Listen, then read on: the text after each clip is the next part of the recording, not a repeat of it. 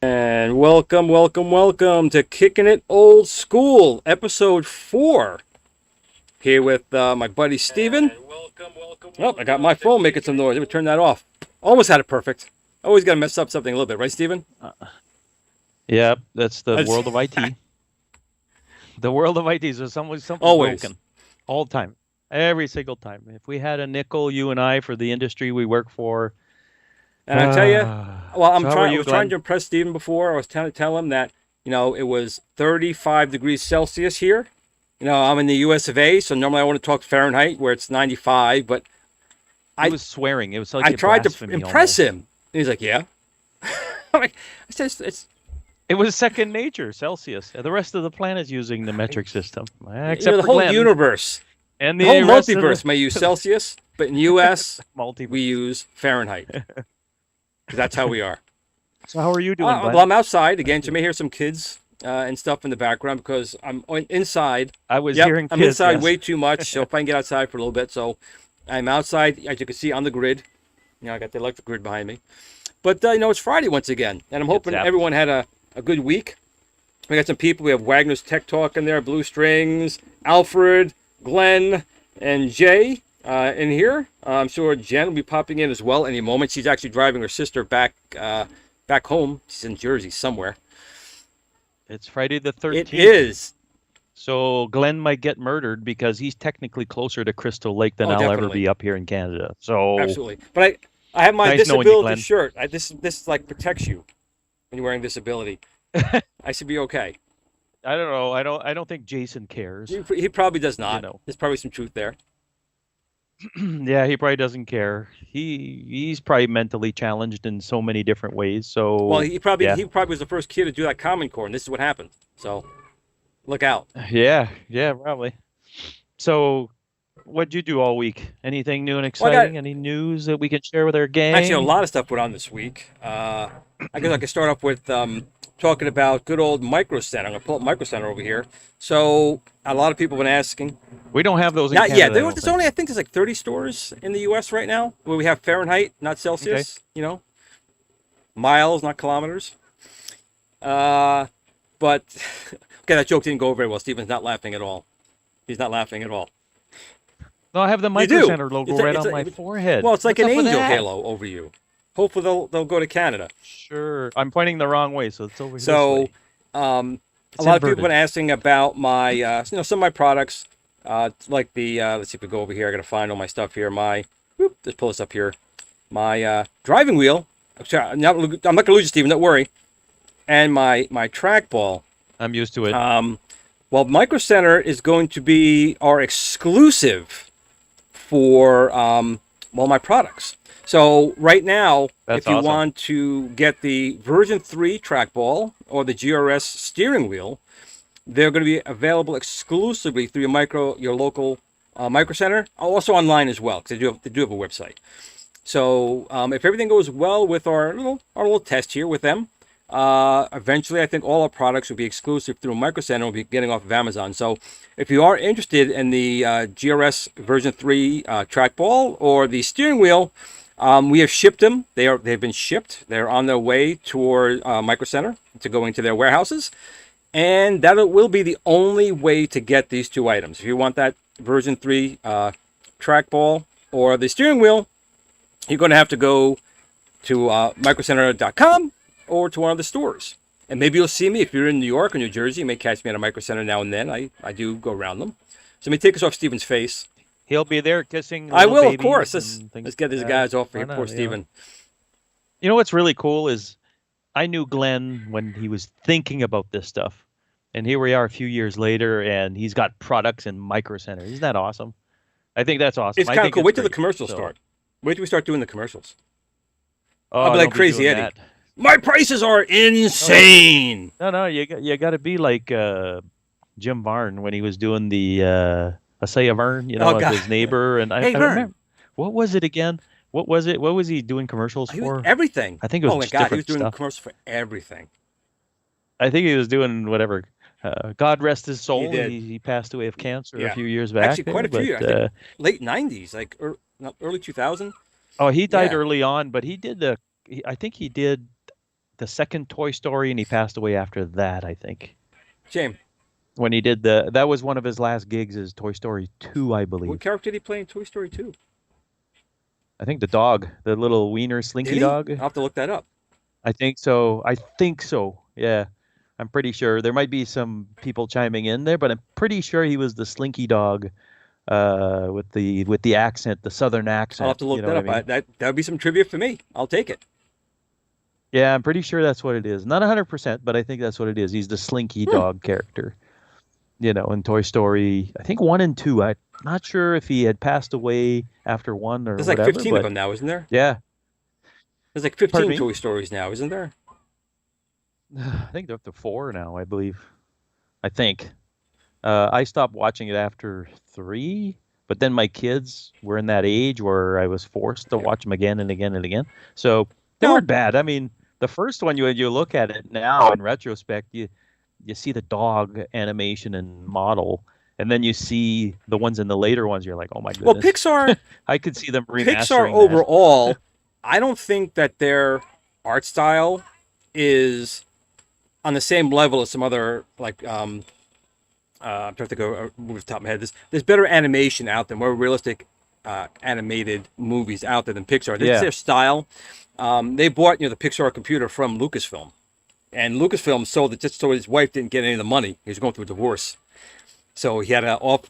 What did Steve Jobs bought it. Yep. Steve Jobs was part of that whole thing. Steve approached him because he heard it was going for sale because he was with another company doing these video shorts, and Lucas was going through a divorce, and basically he didn't want that money to go down with the wife and all that stuff. So he sold it for $10 million, some stupid amount of money. $10 million now turned into this, multi-billion-dollar. For him, it's chump change now. Right. But and then he sells Star Wars to them anyway. For you, by the way, all this Lucasfilm gets sold to Disney anyway, so they got everything.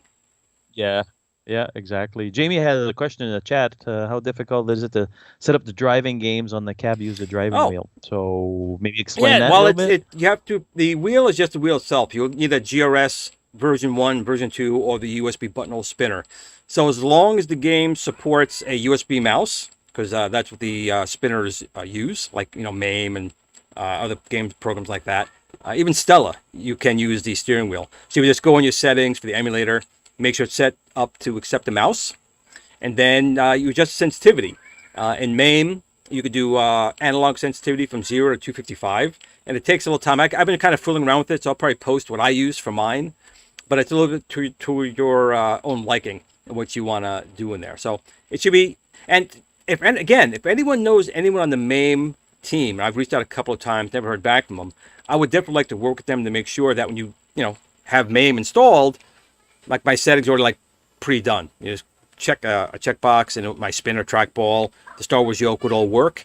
But so far, I haven't heard anything back from the MAME dev team. So if you happen to know someone on the MAME dev team, reach out to me, and I'd love to. Yeah, I told them I will be more than happy to send them, one of each or 2 of each or whatever it is, just to make sure that the controllers are properly supported in MAME. But the spinner should be pretty easy as long as the emulator supports a USB mouse or trackball. It should work. Okay, cool. You got more questions. These people are full of questions tonight. Do you have any news on the push-pull spinner? Is that the one that they used on Frontline back in the day? Would that be this one, per se? That's my Discs of Tron spinner. And as you can see, the box is done. And it's in production right now. So this was not quite ready for retail. The box is done. I'm hoping that everything will go really well with Micro Center, and Micro Center would want to, take this on there as well versus going into Amazon. So so it's basically the same thing as the USB spinner. It's just like a USB mouse. It supports 2 buttons on a mouse and push and pull. So I did a live stream recently for this one playing Ikari Warriors, and it worked really, really well. You use my Tron joystick for. But Ikari Warriors and Frontline use the same idea, right? But that's why I want to talk to the MAME dev team, because they changed. Let me take this off your face again. They changed Frontline. So in the arcade, the Ikari Warriors, I'm probably saying it wrong. I would say it that way. Ikari Warriors used a 12 position spinner. So it would be click, click, click, a 12-position spinner that you press down Yeah, I remember. to launch your grenades. Now in MAME, they took that and made it use a mouse. That's why my spinner works no problem. My Disciptron spinner is great for it because you can spin with it. You can press down for grenades. You can pull up if you wanted to shoot, or use a Tron stick to shoot. Works great. But Frontline, that MAME changed it. Instead of using a spinner, they used a joystick. So right now, when you go into the MAME settings for Frontline, you have to use you got to use a separate joystick. And I was using an SNES controller for the direction pad. So I was using my Tron stick here and using the direction pad for it. So I want to reach out to the MAME dev team because Frontline's using a spinner as well. You want to be able to turn it in 8 directions. If they don't do that, I am working with my developer to emulate as you turn the spinner to have like eight joystick positions. So worst case scenario. Oh, that's gonna be a doozy. Worst case scenario, we'll do that. It'll be a button you got to press or some setting to initiate that. But I would rather it be supported the way it should be in MAME with a spinner. Cool. Exciting stuff. These devices didn't exist before. And you know, we have a lot of other things coming down the pipeline. I mean, I put a spreadsheet out there, and a lot of people do have that spreadsheet. But I have a lot of other products coming down the pipeline, including, you know, some type of gaming consoles I'm working on. Now, my gaming consoles are not going to be like what you get right now, where, you know, the games are included. It's going to be basically a Raspberry Pi type of console, but it's going to be pretty cool. You already seen the game table. We've been doing a lot of changes to that as well. Sometimes you put it in the kitchen sink, and I put in the kitchen sink on that. So we're trying to tone it down, and sometimes excessive, because we want to do everything. But you know, you start there and you peel away the onion, and it's really coming out really, really well. And again, we have some people interested in it. So, and we have another hand console. But we don't keep talking about my stuff. I'm talking way too much about my stuff. Let's talk about some other things that we did want to talk about, Stephen. Now, you did some stuff recently with your ColecoVision. You've got your ColecoVision addict, for God's sakes. What have you been doing? Yeah. Basically, I've got the PCBs from an individual called Eric, and he made open source PCBs, essentially, right here. So hopefully it'll focus. This one is a burnt EPROM of WizMath. Basically a very rare that sounds game. like a fun game. And Daddy, can we go to the store and buy me WizMath for the ColecoVision? I can't wait. Oh yeah, but you know what? It's a terrible game. Like it's meant to be educational, obviously, but it's so expensive. It's one of the rarest titles. You know why? Because no one wanted to buy it. No one. Yeah, exactly. There was probably shelves with 5 copies, and that's all they ever made, and that's the rarity level. I noticed on there were 2 separate chips on there. What are the 2 chips used for? All right, so basically, to outline it so I could see what I'm doing here. So this is what they call an AND gate. Very cheap chip. It's like 50 cents, if that. And this is an EPROM, a 32 kilobytes of EPROM space. So there's a little window underneath the label, and basically if you get yourself a EPROM eraser and an EPROM programmer like this little guy, again, it's all out of focus and stuff, but the programmer? On eBay, I picked mine up for $60. But you could get for more than just ColecoVision, right? You could just all kinds of things. Oh yeah, that's right. It'll do these ROMs. I've actually upgraded my Neo Geo arcade machine, my MVS. It had the Unibios. It had version 3.3, I believe, initially, and the Unibios team actually released version 4 for free for everybody to have. So I basically, before I had this thing, I had no way of updating it. So I went in the arcade machine, yanked out the chip, erased it I dumped the chip first as a file, and then I erased it through the UV eraser, took this programmer and wrote 4.0 right on the chip, shoved it back in my arcade machine. It works like a dream. So that's really cool. So, and it does all kinds of other chips, Amiga Kickstarter. So if you wanted to relive that Kickstarter Amiga 1.3 and shove it back in your machine, go for it. And you could do that. You know what I mean? Like you could put that stuff and get the right chips and everything else. So you could do that. It's pretty cool. Some chips, the EPROMs, right? You can use like a UV light, erase and program. That's right. Yeah. So there's EPROMs. We'll educate people here a little bit. So there's a thing called EPROMs, and that's with a little window you can erase with a UV eraser, ultraviolet light. And then there's EEPROMs, which are electronically erasable programmable chips, which the programmer will send a signal to zap it and then erase it, and then you don't need the UV light, basically. And I think the other ones, I forget. There's one that's I forget the name of it, but you can write once to the chip and that's it. There's like a fuse inside that you write once and that's it. It's done. So this will do all of them essentially. So which is really cool. So I've tried this in my ColecoVision. It works great, and it costs. And this is open source, by the way. This is all 100% open source, and the maximum kilobytes is 32, obviously. And it's about $6 per board, all done and everything.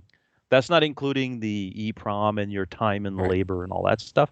But like I was telling Glenn earlier in the week, it's one of those items, EPROM programmer, that I should have bought many years ago, but I never did. And I kicked myself in the butt doing all this stuff. And another public you know service announcement, we do see those chips with the little windows on it. Put something over them, like put a piece of electrical tape over it, because if regular sunlight can erase them over time. So you want to make sure, if you do see one, like I have my Zaxxon, my arcade machine Zaxxon, there are a bunch of those windows that didn't put anything on because technically it's inside the inside the machine, and it's closed up. But you still want to cover them. Use one of these. Use one of these to make a label and cover the window. Just a little PSA. That's what I've got, and the cartridge itself will be dark enough inside to protect it also. So yes, you do need to put something on there that's a good PSA, like Glenn is saying, but you don't like, if you forget, it's not the end of the world, especially if you've got the programmer, you can just reprogram it again. And the chips are fairly cheap too. Like they're $1.50 a piece. They're not expensive. So if you want to make your own ColecoVision games, these board designs are available on the site. I was going to say Xbox Addict, ColecoVisionAddict.com, and then they're free. They're open source. They're not free, the boards, but the design you go to is free. like PPZ way. So PCB way. CB way. That's right. And these fit the original cases of the ColecoVision. These boards are designed to fit. Like if you have a dead, like I have a dead Zaxxon over there, and it'll fit right in there, and I could put whatever. And what's kind of cool is that the ColecoVision Zaxxon kind of was better than the actual arcade. They put in more levels that were actually on the home version that was in the actual arcade. So that was kind of a cool thing that they did. But basically, I heard something about Zaxxon 2 that had more stuff in it or something. I don't know. It's I don't know much about the Zaxxon stuff. I played it before, but it's been a while. And real quick, just want to say hi. I see Jen's in the group. Want to say hi to her. And Jamie had a question real quick. He was asking me about, I'm trying to read on the screen right here. It's really small. So the game like Outrun, do you map the gas and brake to a couple of buttons? So the way I did it, if you look at my video on my steering wheel, I was using Wagner's Tech Talks 3D printed case. So I had my steering wheel in one hand, I had a joystick I used for my shifting, and I had gas and brake on the two buttons. We're working on gas pedals and brakes in the future. That's something on the roadmap. But yeah, just map those buttons, gas and brake, to a couple buttons. For a joystick, you can make that your gear shifter, and you can go along with that. Cool. And he had another question at the bottom there. The engineering, do you engineer the products yourself or have someone else? We actually have I actually have a team now. So we started off with just three of us. It was me and an actual arcade manufacturing company in China. I mean, they manufacture almost all the parts for arcade machines, from Sega, to Atari, to anyone who still makes arcade machines. They make the controllers, coin doors, stuff like that. And then these couple of guys were asked, start like a Skunk Works. Right, so just some guys to do things that, try out new technology, see how things go, and they had reached out to me initially about it. So that's how we kind of started. That's how the GRS product line kind of started with the spinner, the first spinner we did, and then the trackball and the Star Wars joke and so forth. And then since then, I've had Stefan Berger join us, and he manufactures on his own. He was doing 3D printed like a trackball, which is kind of cool. It was like, the trackball was like a perfect circle, so you can just drill a hole straight down and put the trackball in. But the big thing he's done recently is the electronic gate switching. your joystick from 4 to 8. So that is almost complete. It's taken a while because he did his 3D printed. We took the Arduino and kind of got that down to just the parts we needed on it to reduce the cost. And instead of 3D printing it, we've injected molded the parts for the Tron stick, but also for regular joysticks you get out there. The most common joystick, that people would use, mount right to that. So he's doing it. And then I have Gary, who's the newest member of the team.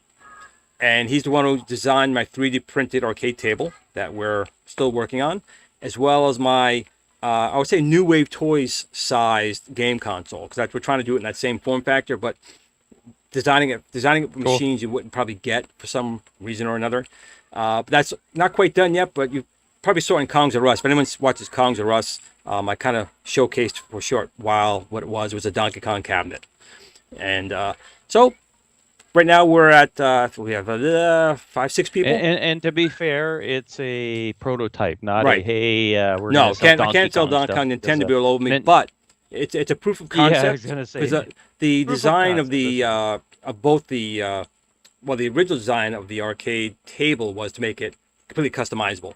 We're still going to make it customizable, but instead of going with 3D printing and plastic and stuff, this could be wood and glass. So it's gonna be a 19-inch monitor. So we're really doing that one up right. The smaller one was going to be, again, 3D printed, and you just, like Legos, put it together. But we're probably going to do injected molding on that as well, make different cases, make different controllers. Again, we're going to have a dual joystick, a single joystick, trackball, spinner, in a very small form factor. Awesome. And then you can interchange the parts that you want on it. I'm almost done with my build now, and I can do a video, and you guys get the basic idea. But obviously, I could not do a Donkey Kong per se, because Nintendo would literally own my house, my children, and their children after the fact. Yeah, and you just paid that off, so yeah, never mind. Yep. So that's cool. So why don't we talk a little Amiga? Yeah, actually, let's talk about something that accelerates the Amiga first. So, see, that's what Glenn and I have in common. We have common ground on the ColecoVision and the Amiga. We grew up with it. We love that machine, and it's great. So he's going to talk about something, and we'll all talk about the new stuff. Back in the 1990, I saw my first Amiga, and I think it was Software, etc. And it was playing the was it F-18 Falcon or F-18? It was I forgot. It was a jet fighter game, and it blew me away. And I saw Dragon's Lair on it, and it blew me away. So I bought my 500, and then of course I bought two 2000s, and I bought a 1200, and I got a bunch of them. Yeah. But pretty much all the machines except for the 3000 and the 1200 too, were all 68,000 based, which means it was the same processor that the Apple Macintosh had, the Atari ST had. A lot of machines had 68,000. Right. And, even the Sega Genesis had a 68,000 in it. So the first thing you'd want to do with an Amiga, like any computer, you want to get an accelerator because you want it to go faster. And I know Steven's got an accelerator in his 2000, right? What do you have in there now? I have a GVP 040. I think it's a 25 megahertz. I had a Progressive Peripherals 040 at 40 megahertz with like 8 gigs of fast RAM. I'm sorry, 8 megs. Sorry, excuse me. 8 megs of fast RAM. No. Not gigs, man. And, back then. If you said the word gigabyte back then, you were laughed at. I think I had a 40 megabyte hard drive, and I was like stoked. It was a quantum hard drive. Oh, yeah. But I had 120, and there was like there was SCSI, the man on campus. You had SCSI chain. Yep. So people hear that now. They laugh. Even back then, an 030 accelerator will cost you $300 or $400, and an 040, it's easily $400, maybe a little bit more. Right. Oh yeah, that was a lot of money. And now today there are other solutions. They have the Vampire, which when it first came out, I was all stoked to get the Vampire, but then they like quadrupled the price. Yeah, and I understand why they did it. I mean, it wasn't very cheap. It's like $130, $40 at the time. It did all this amazing stuff, and it was extremely fast. And the people were buying them, selling them on eBay for like 3 times the price. So the developers got pissed off, and they decided, well, we're just going to raise the price ourselves. So once they did that, they lost me because I was going to get it at the price I was on the waiting list. And they jacked the price up. I'm like, forget it. So, and then, so what's this alternative? There's been other accelerators, like the AGA, like 500. There's other accelerators out there that use real Motorola chips, like an 030 chip, an 020 chip, an 040, an 60 chip. So recently, probably in the past like 3 or 4 months, this thing called the Pi Storm, which I have the picture up on the screen, the Pi Storm. Now, the lower part of this PCB is the Pi Storm. The top is a Raspberry Pi 3A. So basically, you pull the CPU out of your Amiga, whether it be a 500 or a 2000, pretty much anyone that's got a 68,000 socket. So you can't do it yet in a 1200 or a 4000, right? Or an 030 or anything Amiga like that. 300, 3000. But the 500 line, Yeah. the 600 is being worked on. The 600 doesn't 2000. work either because it's soldered on. But anyone you could pull, It's Right. just a different It's square. form factor. It's square. The right? So if CPU you have the instead of rectangular one like rectangular, 500, yeah. 500 plus, 15 Amiga 1500, Amiga 2000, it's a $13 board. Now I say $13 board because that's what it was going for before the part shortage.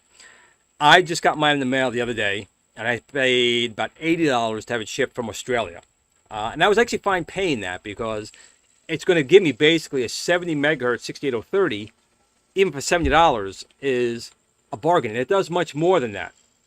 That's mind blowing when you think about it. Back in the day, you would have been, a royalty. Yeah. I mean, I would say an you know. 040 or 6060 is still like, high end for it. But I think generally in the Amiga community, a 68030 is pretty much what the majority of people are at with it. And this basically gives you even more than that. So even for $70, I'm going to get a 6830 at 70 megahertz. And again, they're making it compatible with more things. You can use a Raspberry Pi Zero now. They made it compatible with that. It's technically compatible to 3B plus, but you got to take off the USB ports because of how thick it is. Right. It doesn't. But once they sandwich make in it there compatible with the properly, Raspberry Pi probably. 4, it's going to really It's going to haul some ass. that's just the processor part of it. Yeah. And we're talking, it's going to be $13. I mean, once the parts shortage goes away and it's back to like $13 or $15 for the board, you will get an accelerator, but it does much more than that. You can do a hard drive. It does a SCSI file system. So it doesn't do the IDE. It has a SCSI file system. So on the Raspberry Pi SD card, you would make a partition, and you can make a hard drive partition. And from what I've been told, Stephen, it's even faster than the Vampire, like 3 or 4 times fast with hard drive reads. For throughput. It's supposed to be extremely fast. Yeah. So it'll do that. So does it take the HDF files? It does from and it doesn't. UAE? You have to use. It's a special. You have to do. Oh, It won't okay. use the normal one that people have been using. It's a custom one.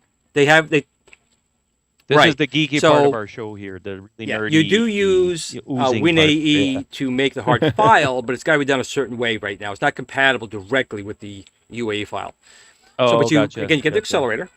You could do a 68000 at a faster megahertz. You can do a 68020, 68030 so far on it. You get For under $100, you you're are, getting it. and you're getting Crazy instead of good hard accelerator. drive built in. You also get retargetable graphics, and what I mean by that is the Amiga when it came out, and Stephen, I'll let him talk more about this part, but the Amiga had great graphics, right? But both of us know what this is, but our Right. audience I'll let you talk they about don't know what the RTG. ECS, OCS, and AJ. Stephen, you talk about that. Okay, so basically the ECS was Right. there's OCS, the original chipset, they called it. So that's basically the Amiga 500 shipped with that, the 1000 somewhat shipped with that, and things like that. So those chipsets were the original ones. Then a few years later, Commodore got bright ideas and said, hey, we're going to make enhanced version of those chips. Again, ECS, which is enhanced chipset. And essentially it was a better, I believe, video chip. Fat Agnes was the fatter Agnes, I think a 1 meg Agnes chip.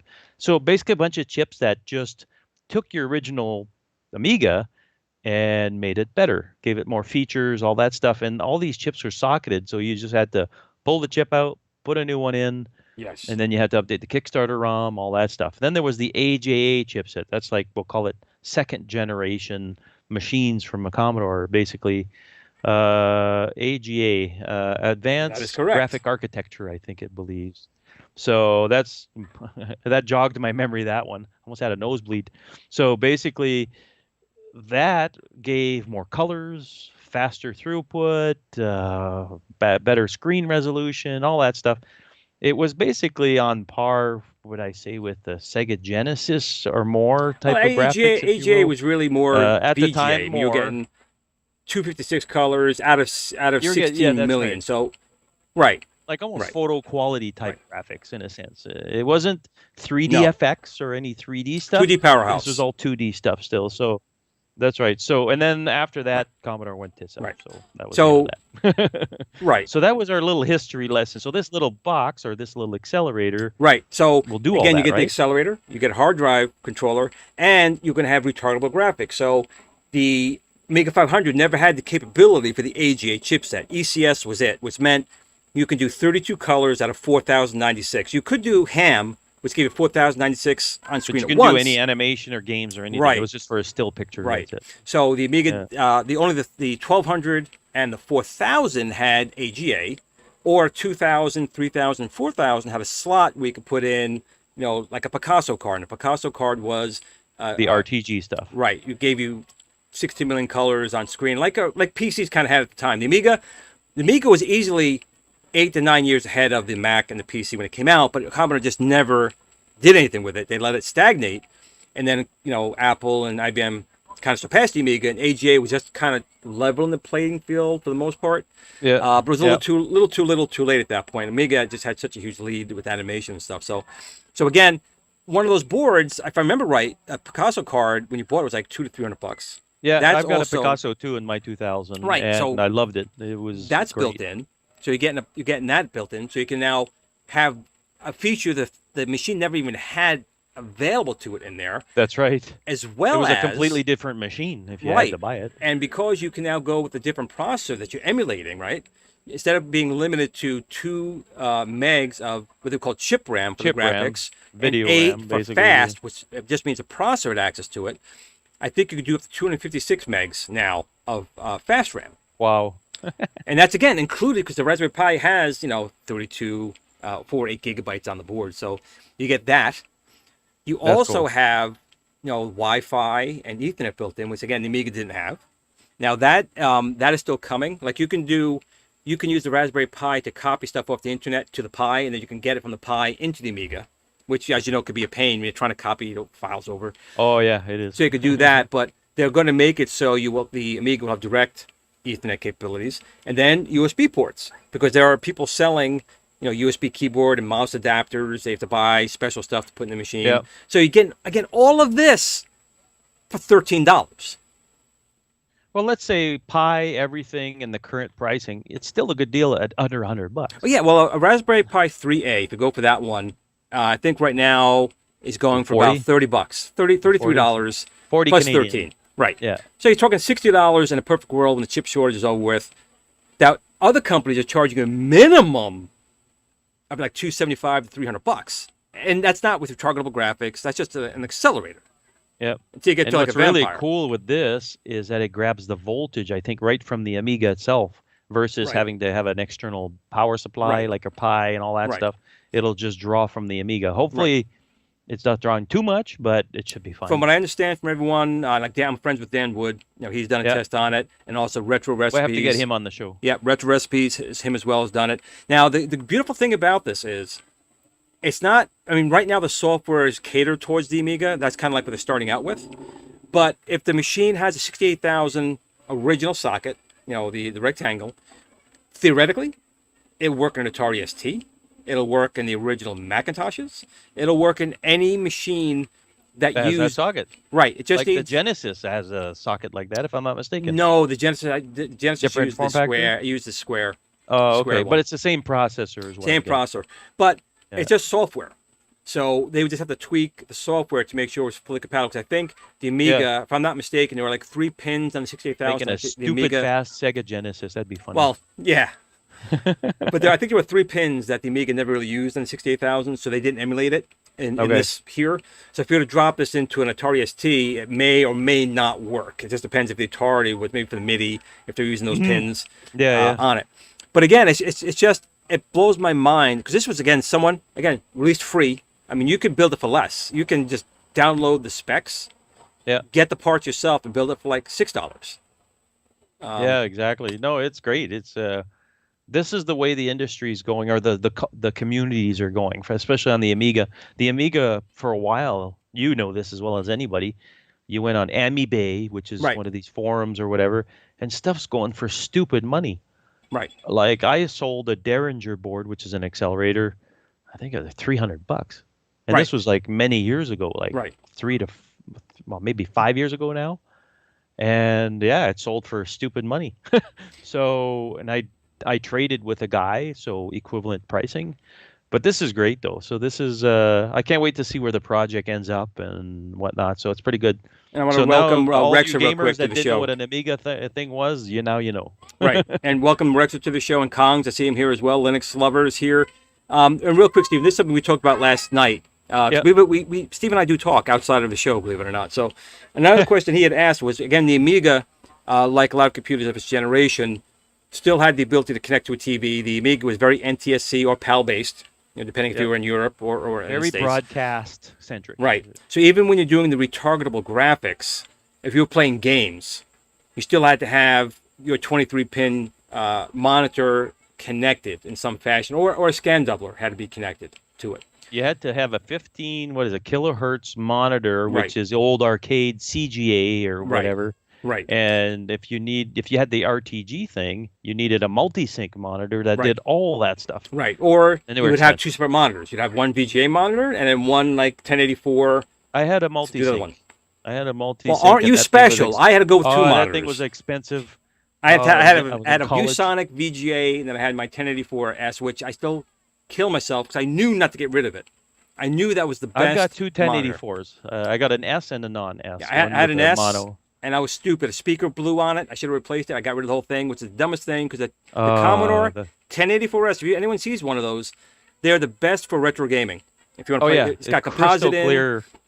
Best monitor. Commodore, they went above and beyond with that monitor. If you could find a 1084S, get it. Do it. Absolutely. Yeah, just do it. And make sure the capacitors are all swapped out and stuff. But yeah, for sure. But change the subject real quick. The 8-bit guy actually took an Apple monitor that was sitting in the rain and outside weather for like 5 years. Wow. 5 years. He took it inside, he cleaned it, and it worked. Oh yeah, I saw him. He took the high pressure wash or something to the back of it. Yep. He opened the thing up. He had to place, I think, 2 or 3 capacitors. He cleaned it up. This thing was out. I'm talking in rain. It was in Texas. It was Texas. It's not like it wasn't snowed on much, but it was in the middle of a junkyard being rained on. How many times it got rained down for multiple years. I'm surprised it wasn't in worse shape. I saw that episode too. It was pretty remarkable how he brought it back from the dead. Basically, he didn't need to replace a bunch of stuff, but I was just shocked that it was born again, so to speak. It's like wow. But back to real quick, I was talking about. So that's the problem with the Amiga. You would need 2 monitors with retargetable graphics. Yeah. But they are working on a PCB. Now, Denise, if you were listening before, was Stephen said that Denise is the video chip, and it's socket. That's right. So they pull out your Denise chip and put it in a small board, then your Denise, and that'll tie it into the GPIO pins on the Pi, and it will take take the Amiga graphics and put it right through on the one screen. So again, this board and the community is still going crazy with this Pi Storm. The Pi Storm, and then this Denise replacement. The Denise thing is already out apparently. It's I don't know if it's available for everybody, but I've seen demos, and essentially you get HDMI right off the video chip of the Amiga. Oh yeah, that's a different board. And it's crystal clear. Yep, that's a different board. That's about there's something else. Yep, that's about $15, and that is basically what Steven just said. You take out your Denise, you plug it into a daughter board, and it goes back into the Amiga. And you get Pi Zero apparently for that. Pi Zero, and you get crystal clear HDMI out. But I'm talking for the Pi Storm itself, when using like Picasso, it'll be a board that you plug into Denise that goes into this. Oh, kind of like a little daughter board thing. Correct. Or something. And then no matter what display you're putting out, it's going to give you, the proper signal for your. Oh, that's monitor. Awesome. If that could happen, that'd be pretty cool. Yeah, for sure.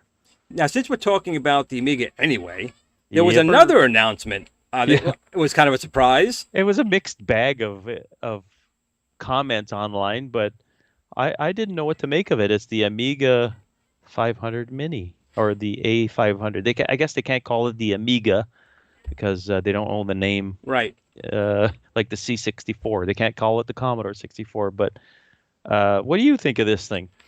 Well, here's my take. I know you've had the Commodore 64 and you're in love with the Commodore 64. And my childhood machine. Right. I never owned one myself, but they came up with like two different minis. They had the one mini that was just a shell that looked like the Commodore 64. Then they had the joystick, and everything was on the joystick. Yep. But then they re-released it. It's still not in the States yet, but I know in Europe it's over there where it's got a functioning keyboard. It actually has a working little keyboard. I think they call it a Maxi or something like that. Right. So I want to get that because that's got the working keyboard. That's what I want to do. No. And it does VIC-20 emulation too. Right. And you can load more programs on it. You can do all kinds of cool things to it, which is great. So initially I was excited, but it took a lot away from me with it just being a shell. So I mean, it's going to look nice. It'll be a 500 mini. It's got a shell, but the keyboard does not function. It's a there's USB ports in the back, like all the ports in the back. Oh, you mean this Amiga one? Yeah. Right. So they have 4 USB ports on the back, which is kind of nice. So you plug your mouse in, your gamepad. You can plug in a USB keyboard on the back, which is okay, fine. Is USB-C, I believe. Right. So I'm just a little disappointed that the keyboard itself doesn't work. I would have liked them to come out the gate, really make a killer little machine with a little functioning keyboard on it. That's just my take. What do you think? The keyboard, the Amiga 500 especially, in my opinion, is if you can hook up a keyboard to it, the people that'll play games on an Amiga 500, you don't need the keyboard. But if depending on what you want to do with this thing, right? So the UAE and what's in there probably is UAE. I'm guessing it'll load the floppy files no problem, and there's no need for a keyboard if you're just playing games, right? So well, there are some games. By the controller, there are some games that do use controllers. I mean, the keyboard. There's a few games that do. Oh yeah, like adventure games and stuff like that for sure. But you can apparently hook up to this a regular USB keyboard, and I know, but I know it's not the same. I know. I agree 100%. Am I going to get this thing? Probably not unless I get it for Christmas. That's it. I don't know what the retail price was. Did you see anywhere they had a retail price on it? I didn't see any pricing on it yet.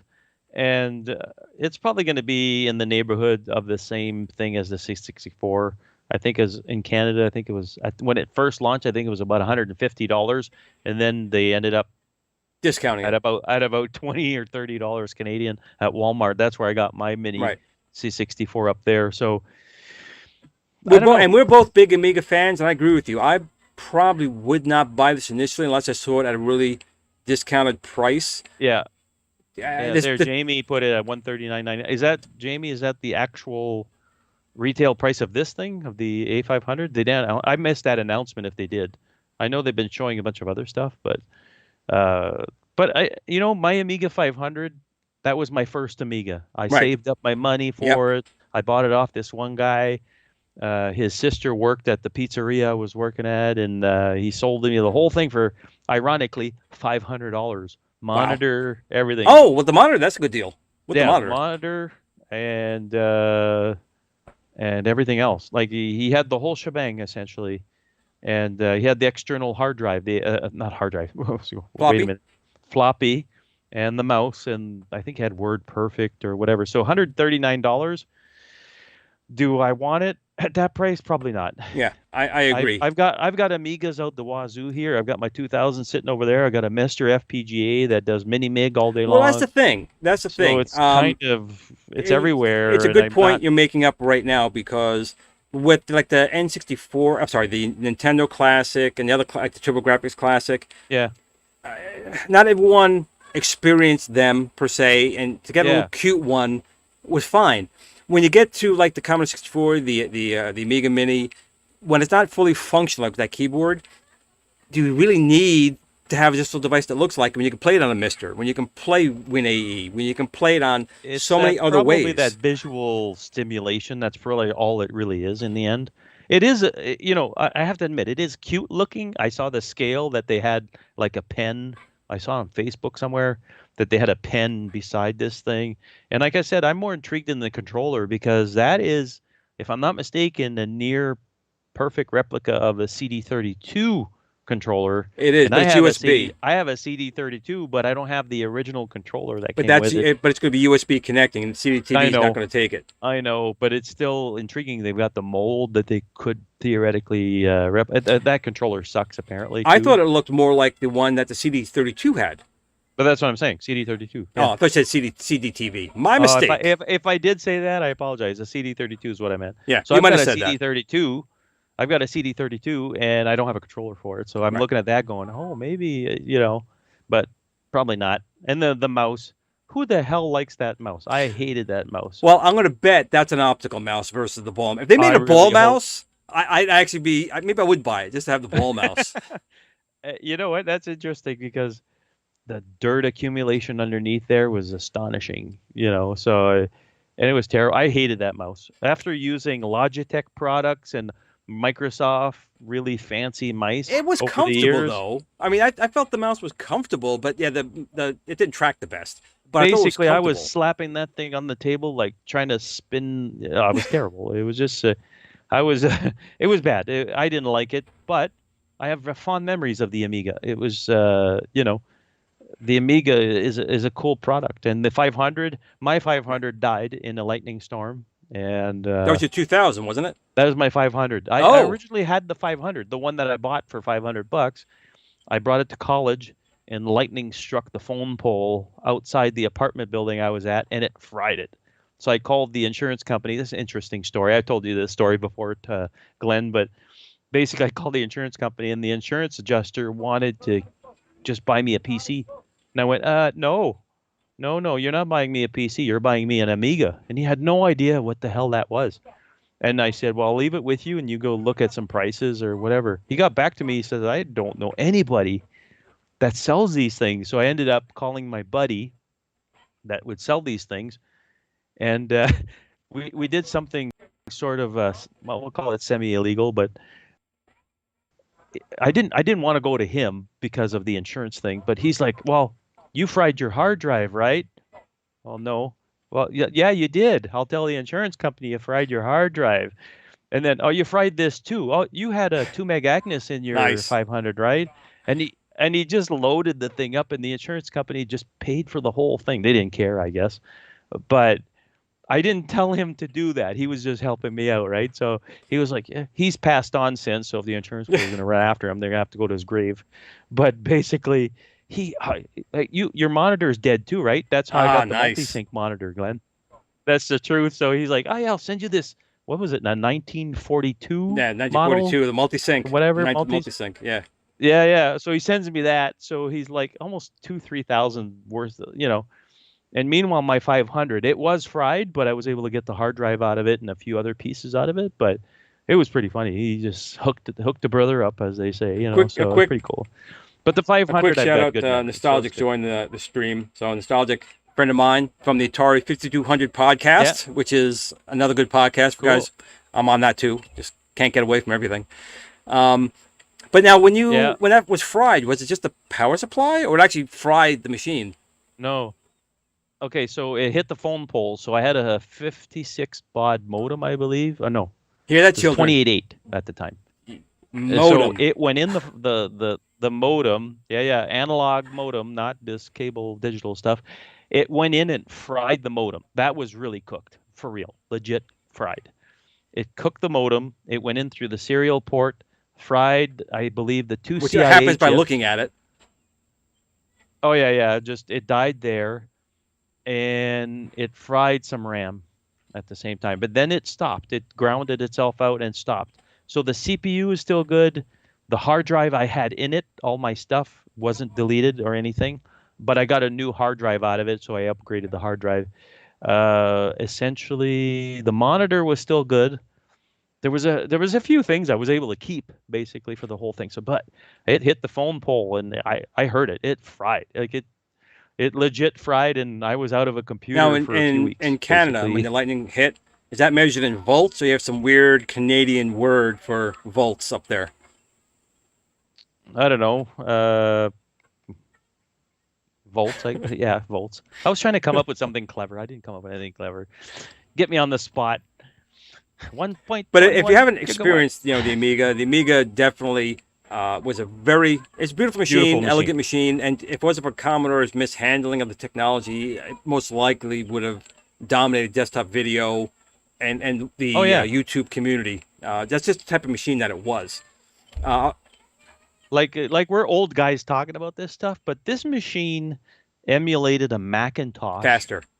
with software just as fast as a real It was Mac. 10% faster. Without any special stuff. 10% faster, and if you had an accelerator like the stuff we were talking about earlier and an RTG card, you had a crazy fast Macintosh that made the Mac people wonder if there was some voodoo going around in your machine. And at the same time, you could run your Amiga people come over and they were software at the same time. Yeah, in the background.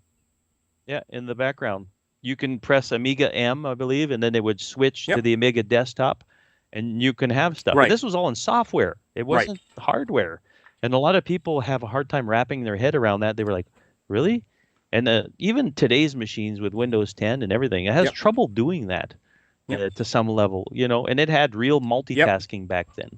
You can copy files, listen to music, and do all this stuff, and the thing wouldn't miss a heartbeat on the lowest Amiga. That's what we talked about, fast RAM and chip RAM.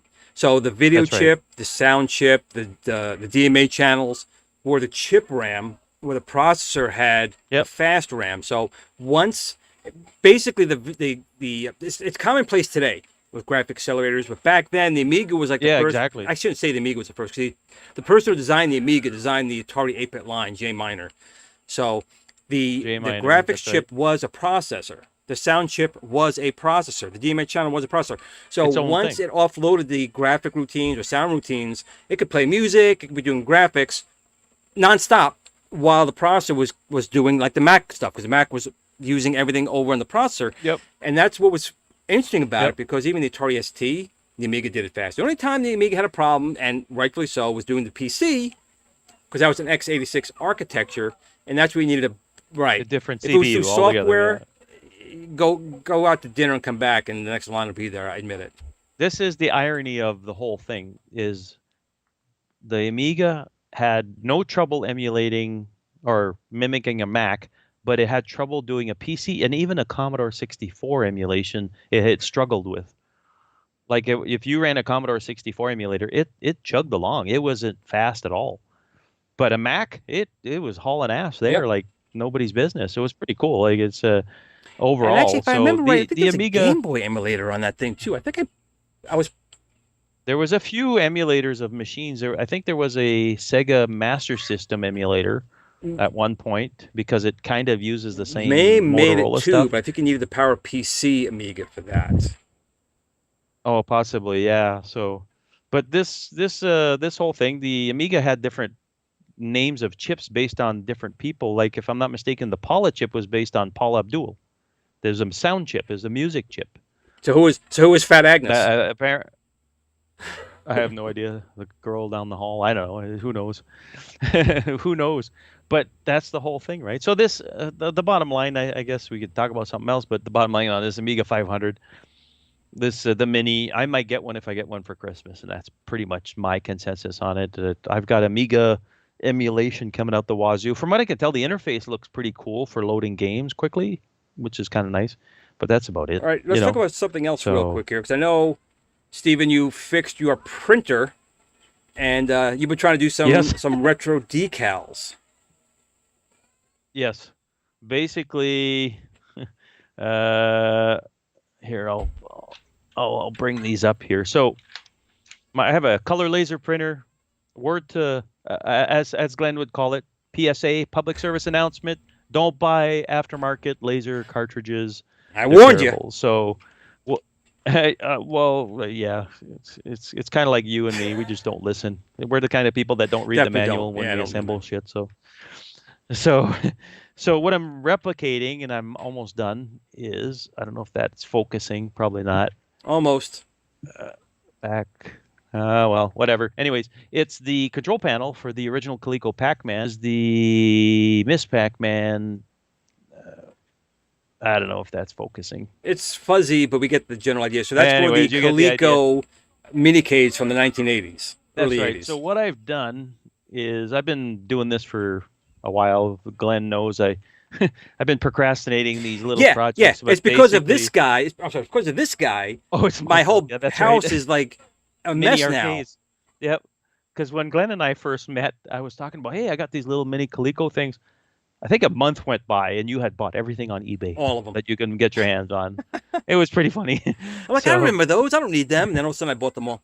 yeah, and he's got way more than I'll ever have at this point in time. So what I'm doing is I bought a Miss Pac-Man. I paid 50 Canadian dollars for it, which was a steal. It works perfect. The only problem is the control panel is wrecked. So what I did is I replicated it and redrew it all in Adobe Illustrator. This is what I do for a living, graphic designer. So basically replicated like near perfect font. It actually looks better than the originals do actually because the resolution's so high on the print quality from, instead of the 80s where it was kind of poor and fuzzy. So I'm replicating that and the one from my Pac-Man because I have a second Coleco Pac-Man and the person had cut out the holes right under the joysticks. I guess some of the games had a fire button underneath the joystick. Well, Yes. the person had taken an X-Acto knife and cut a hole right in the control panel. So I'm replacing that with a good one. So what I'm doing is little tricks of the trade here is I bought really good sticker paper from Amazon. And what I'm doing is I bought some laminate, some plastic, not heavy plastic, but a sort of the thinnest plastic laminate to do your pages. And what I do is I shove it through the laminator about 3 or 4 times, and then I cut it out with an X-Acto knife, and you can peel the back off this thing, and it's just as good as what it was back when Coleco did it, basically.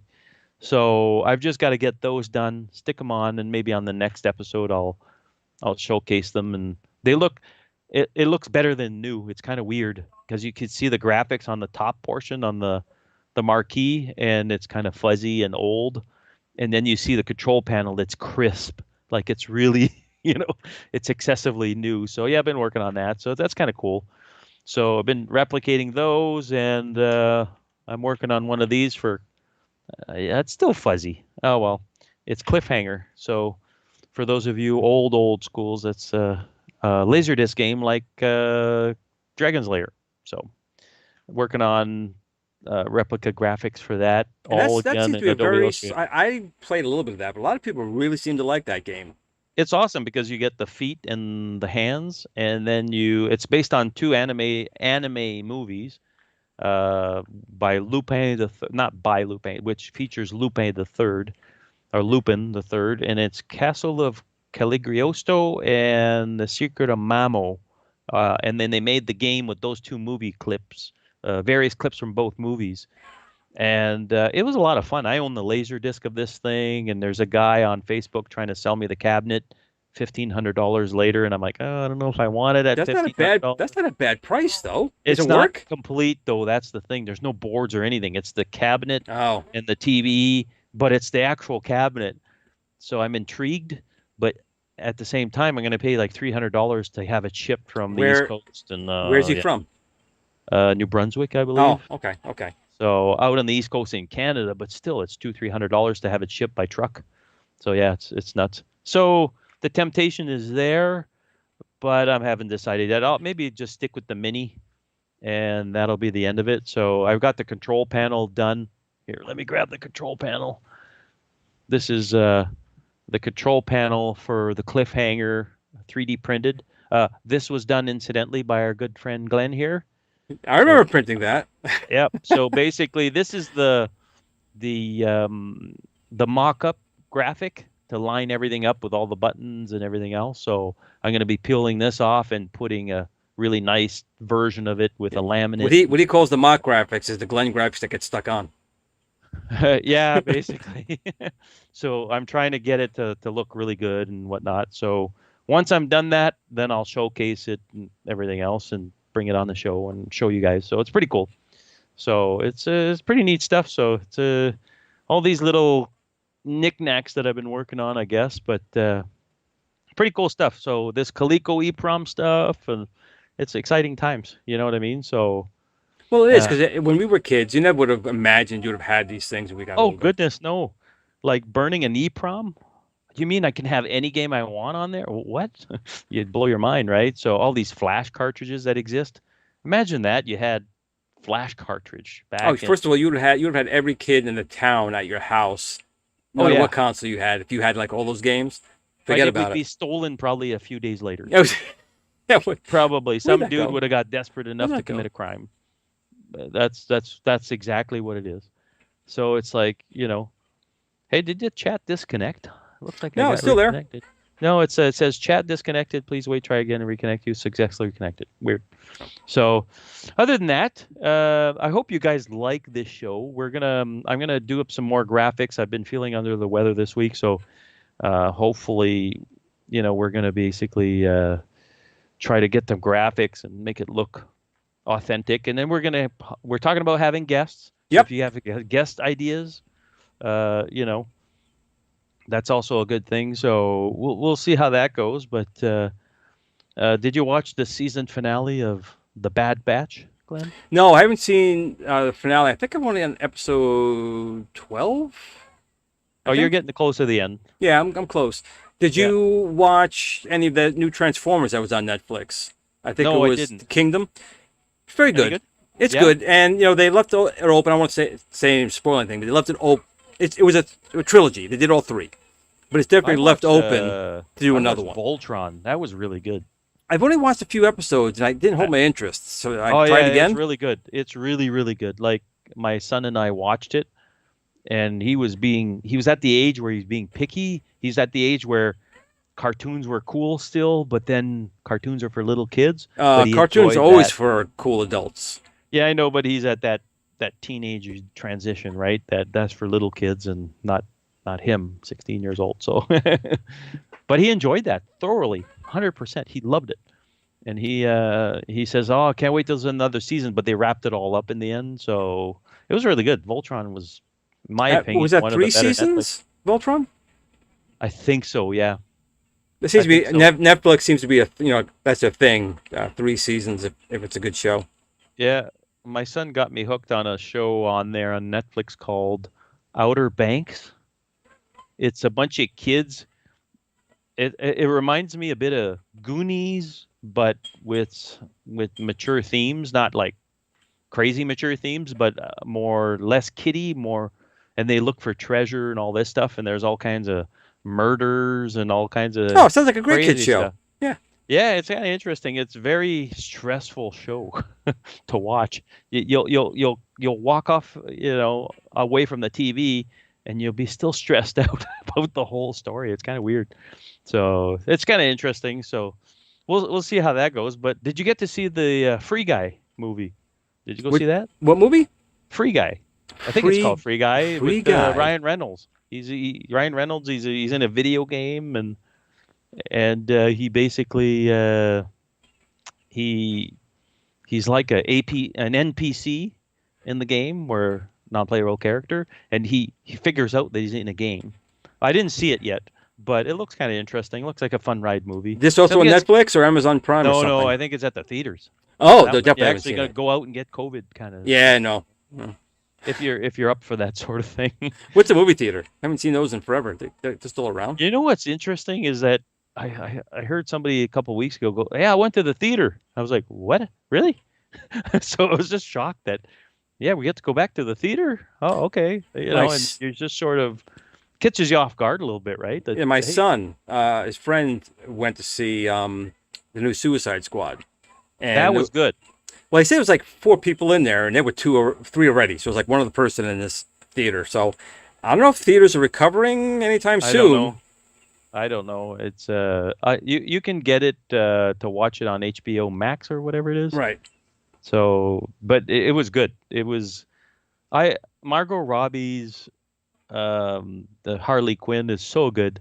She does such a good job with that character. It's pretty good. So, and they don't have the typical characters in there. There's like a polka dot guy, and then there's I saw the shark guy that's voiced by Stallone. King Shark, man. King Shark is Stallone's voice. Yeah, King Shark. Hey, hand.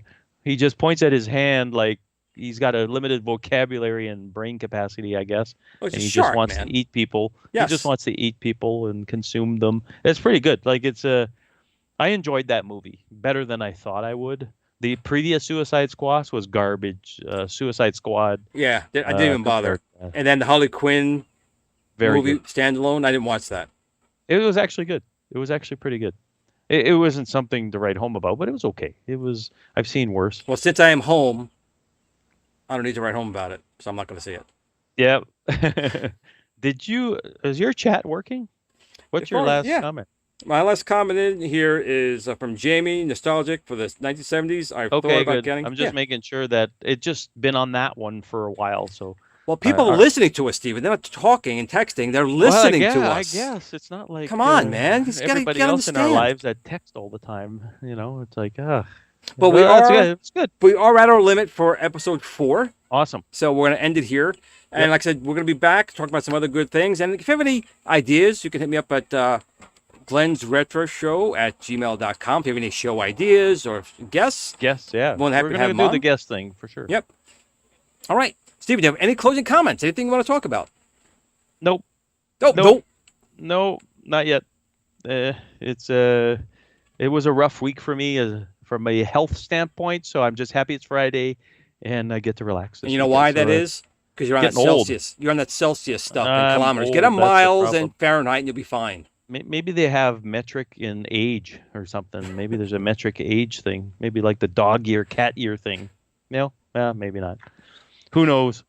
So well, everyone, listen. We both appreciate you guys joining us. Hope to catch you next time. Next Friday will be the Retro Buzz. The team will be back, including myself, Doug, and Steven. Until then, not this Steven. No, the other Steven. That's true. The other Steven. The Tech Buzz Steven. Yep. But in the meantime, enjoy your weekend and enjoy some gaming. Right, Steven? So game on, everybody. Game on, yeah. Good night, guys.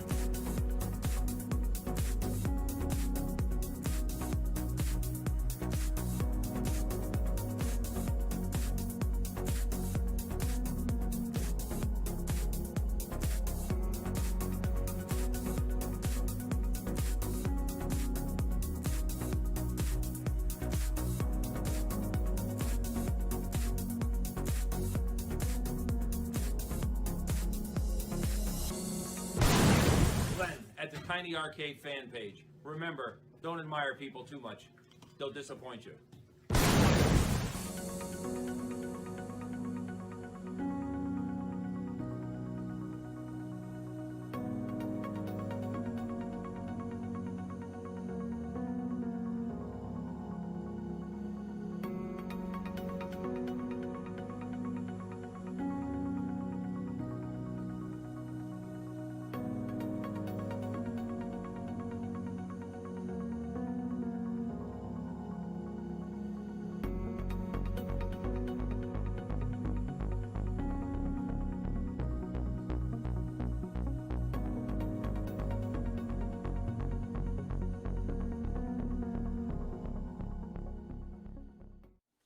Sit, Blue Blue, sit.